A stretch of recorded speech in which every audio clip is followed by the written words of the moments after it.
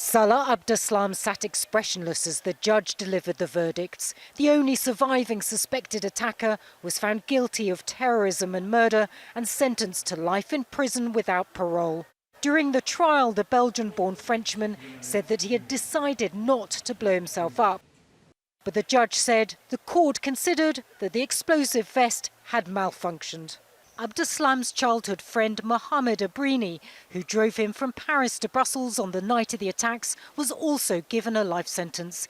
He was also found guilty of terrorism, as were 18 other men. One other was found guilty of fraud.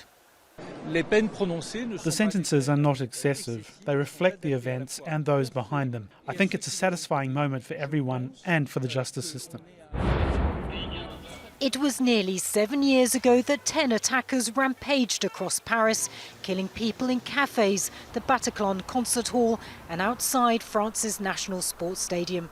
By the end of the night, 130 people were dead, hundreds injured.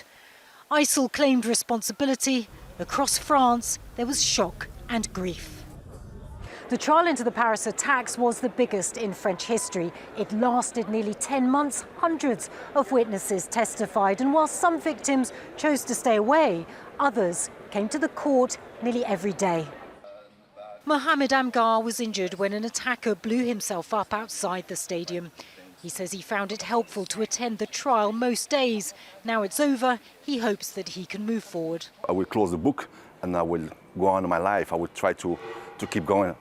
This story, this thing happened in my life. It was part of my life, so I have to live with it.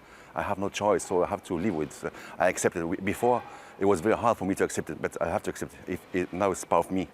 Abdeslam will serve his sentence in France or Belgium, where he's already in prison.